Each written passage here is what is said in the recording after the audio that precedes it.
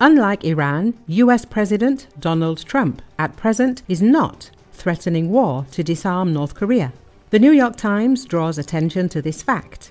The publication notes that 5 months into his second presidential term, the head of the White House seems to be completely oblivious to the fact that Kim Jong-un has become stronger thanks to new nuclear weapons, missiles, and allies. If the US never succeeded in permanently damaging Iran's nuclear program through airstrikes, it is hard to imagine what kind of sustained campaign would be required to succeed in North Korea, the publication emphasizes. Trump really hardly mentions the DPRK in his public speeches and does not speak of Pyongyang as a threat. It seems that the head of the White House understands perfectly well that Pyongyang, if it feels threatened by Washington, will not warn the US about a retaliatory strike, as Tehran did, and the strike itself, if anything, could be so strong that the US will regret its actions. Let us add that Pyongyang celebrated the first anniversary of the signing of the Treaty on Comprehensive Strategic Partnership between the Russian Federation and the DPRK. However, if the threat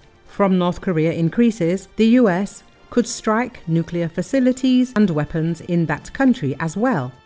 North Korea continues to give the United States the cold shoulder, despite President Donald Trump's apparent willingness to resume dialogue with the country's supreme leader, Kim Jong-un. State media has branded Washington a hostile force after Trump expressed confidence in his ability to end a potential conflict on the Korean peninsula.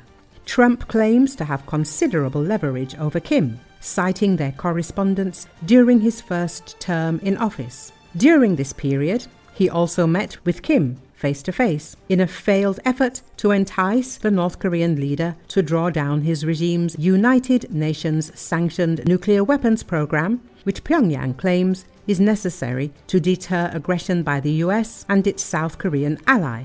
The stalled talks sent bilateral ties into a chill, with North Korea moving to enshrine its nuclear weapons capability into its constitution and resuming its ballistic missile launches and bellicose rhetoric that drove up tensions with the South. Rodong Sinmun, the official mouthpiece of North Korea's ruling Workers' Party, took aim at the US, without mentioning it by name, in an editorial. Hostile forces have, for over 10 years, clung to unprecedentedly harsh sanctions and blockades in an attempt to make us abandon the path of self-reliance, the article said. It went on to praise North Korea's continued determination to resist imperialists, saying that their designs can only be countered by stockpiling strong power to defend the nation's sovereignty and security. The article was published just 2 days after Trump touted his good relationship with Kim, but did not confirm or deny he had reached out to the North Korean strongman.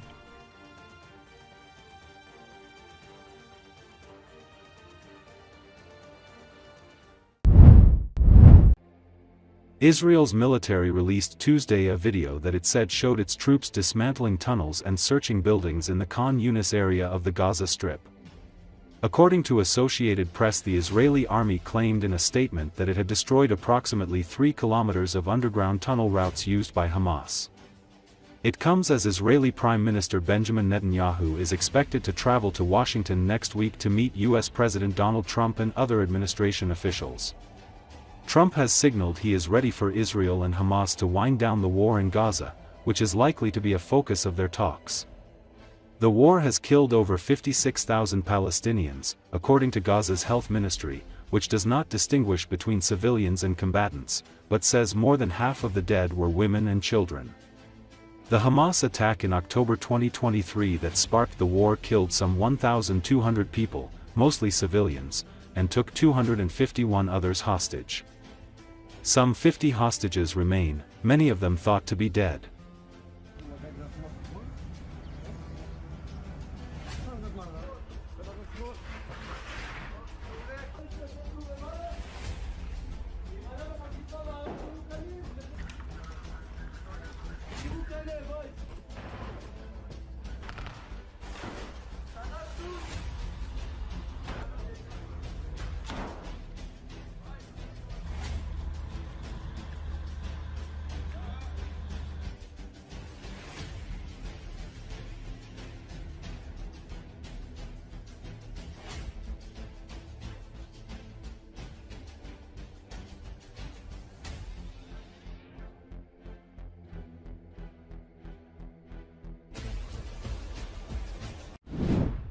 In the north, Slobozhansky direction towards the city of Sumy, Ukrainian defense forces continue to carry out counteroffensive operations. This was reported by Vadim Misnik, spokesperson for the Joint Forces Operation Siversk.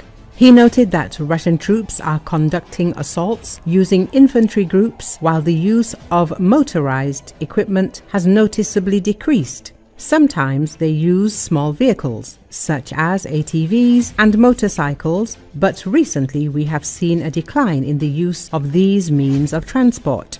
However, the infantry tactics themselves are also ineffective. This is noticeable, so the Russians have to operate with artillery support, but mostly they rely on air support, he added. Vadim Misnik also reported that over the past day, injuries and deaths of civilians were recorded in the Sumy and Chernihiv regions. These are areas where we are pushing the enemy back. They have to regroup and replenish. There are Russian soldiers stationed there who also fought in the Kursk region.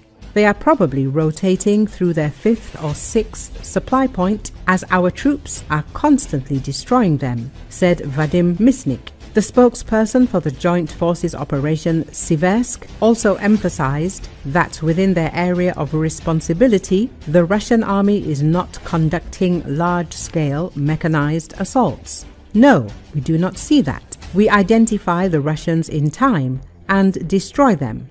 I also want to note that strikes deep into Russian territory are also having an impact. We detect such strikes in the Bryansk and Kursk regions targeting command posts, concentrations of equipment and personnel, places where they stockpile ammunition and fuel, as well as all these electronic warfare and electronic intelligence systems. Our forces are destroying them to the maximum extent, said Vadim Misnik. The Russians don't really have the opportunity to start anything new right now. The summer offensive will just be a continuation of what they did in the spring, Angelika Evans, a Russia analyst at the Institute for the Study of War, told.